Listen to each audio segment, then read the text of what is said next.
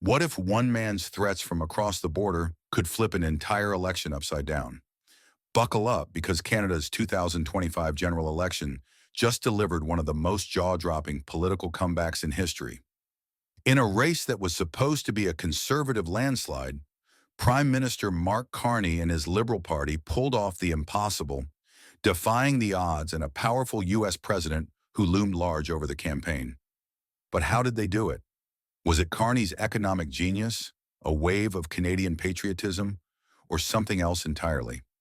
Stick with me as we unpack this historic moment, the fiery speeches, the shocking upsets, and what it all means for Canada's future. Welcome to Focal Point, where we break down the news that matters. Let's dive in. On April 28, 2025, Canadians went to the polls in what many called the most consequential election in the nation's history. When the dust settled, Prime Minister Mark Carney, a former banker with just months of political experience, stood triumphant. His Liberal Party clinched victory, extending their decade-long grip on power. But here's the kicker. Just 3 months ago, the Liberals were trailing the Conservatives by double digits in the polls. So how did they pull off this political miracle? Let's rewind and set the stage. The Liberals were in trouble. After nearly a decade under Justin Trudeau, Canadians were fed up. Skyrocketing housing costs, grocery bills, and a general sense of economic stagnation had eroded public trust. Polls showed the Conservative Party, led by the sharp-tongued Pierre Poilievre, cruising toward a historic majority. Poilievre's campaign hammered on affordability, crime, and scrapping Trudeau's unpopular carbon tax. It seemed like a done deal until two game-changers flipped the script. First, Trudeau resigned in January 2025, paving the way for Mark Carney, a globally respected economist and former governor of the Bank of Canada and Bank of England, to take the helm. Second, U.S. President Donald Trump entered the fray, turning the election into a referendum on Canada's sovereignty. Trump's threats of crippling tariffs and his provocative talk of making Canada the 51st state sparked a surge of patriotism that Carney rode to victory. This wasn't just an election, it was a battle for Canada's identity. Let's talk about the moment Carney declared victory. Picture this: a packed room in Ottawa, Liberal supporters erupting in cheers as the results rolled in. Carney took the stage, his wife Diana Fox Carney by his side, and delivered a speech that was equal parts defiant and unifying. Here's a snippet of what he said. "America wants our land, our resources, our water, our country. These are not idle threats. President Trump is trying to break us so that America can own us. That will never ever happen. But we must recognize the reality that our world has fundamentally changed." Carney didn't mince words. He framed Trump's actions as a betrayal, tapping into a deep well of Canadian pride. Nearly 80% of Canada's exports go to the U.S., so Trump's tariffs weren't just economic, they were personal. Carney positioned himself as the steady hand to navigate this crisis, drawing on his experience steering Canada through the 2008 financial crash and the UK through Brexit. His message resonated. 51% of women voters backed the Liberals, compared to just 26% for the Conservatives, according to Ecos polls. But Carney also struck a humble tone, acknowledging the millions who didn't vote for him.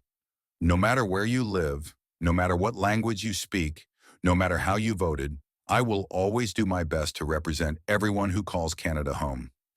This was a nod to Canada's deep regional divides, especially in Alberta and Saskatchewan, where the Liberals barely made a dent.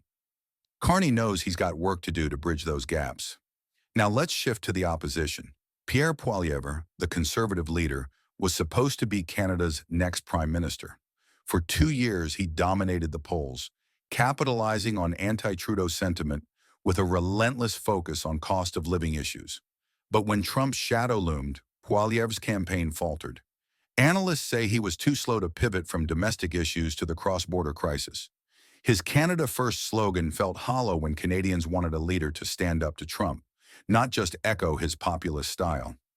In a stunning upset, Poilievre lost his own seat in Carleton, Ontario, a riding he'd held since 2004.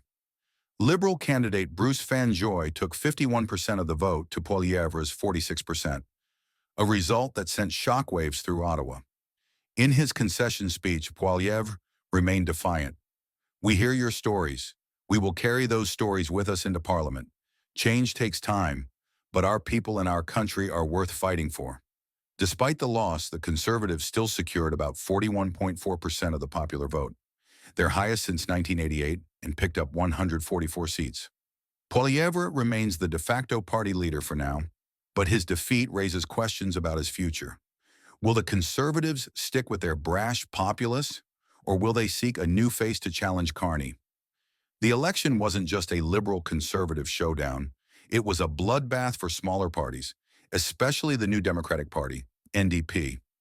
The left-leaning NDP, led by Jagmeet Singh, saw its support plummet from 18% in 2021 to just 6% in 2025. The party dropped from 24 seats to a projected 7, losing official party status in Parliament. Singh himself lost his Burnaby Central riding in British Columbia, finishing third. In an emotional concession speech, Singh announced his resignation after 8 years as NDP leader.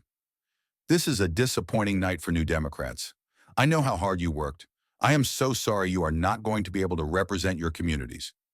Singh's departure marks the end of an era for the NDP, which had secured major policy wins, like dental care and pharmacare, through a supply and confidence deal with Trudeau's Liberals. But many NDP voters defected to Carney, fearing a Conservative win under Poilievre. The NDP's collapse raises big questions. Can they rebound, or is this the end of their influence? Political analyst Dr. Graham Young suggests the party needs a new direction to regain voters who prioritize stopping Poilievre over progressive ideals. So what does this all mean? Carney's Liberals are projected to win 168 seats, just 4 shy of the 172 needed for a majority government. If they fall short, they'll need support from the NDP or the Bloc Québécois, which dropped from 32 to 23 seats. A minority government could complicate Carney's plans, especially with Trump's tariffs threatening a recession.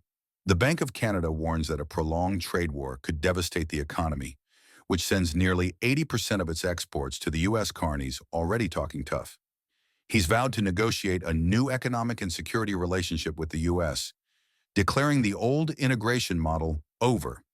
He's also hinted at strengthening ties with the UK, Europe, and even India, where relations soured under Trudeau. A call with Trump is expected soon, and Carney's team is bracing for a high-stakes showdown. But Carney's challenges aren't just external. Canada's regional divides are stark. The Liberals were shut out of Alberta and Saskatchewan, where resentment toward Ottawa runs deep. Some in those provinces are even warning of a national unity crisis. Carney's victory speech promised to govern for all, but healing those fissures will be no easy task. This election wasn't just about who'd lead Canada, it was about who could stare down a global giant and protect the nation's sovereignty. Trump's outsized influence turned a campaign about affordability into a fight for Canada's future. Carney, the political novice, became the man of the moment, not because he was a polished politician, but because he wasn't. Voters like Ian LaRoque in Ottawa saw him as a man who met the moment, a technocrat who could handle an economic storm. The numbers tell the story. The Liberals and Conservatives together took over 80% of the vote, a level of two-party dominance unseen in nearly 70 years. Smaller parties like the NDP and Bloc Québécois were squeezed out as Canadians rallied around the big players. It was, as one analyst put it, a presidentialized race, with Carney and Poilievre facing off like prize fighters in adjacent Ottawa ridings. Canada's 2025 election will go down as one for the history books, a tale of a rookie prime minister, a populist underdog, and a U.S. president who changed everything without casting a vote. Mark Carney now faces the daunting task of uniting a divided nation and standing up to Trump's economic threats. Will he deliver, or will Canada's internal tensions and external pressures prove too much? Let me know what you think in the comments. Did Carney's win surprise you? And what's next for Canada? If you enjoyed this deep dive, hit that like button, subscribe, and ring the bell for more news breakdowns. This is Focal Point, signing off. See you in the next one.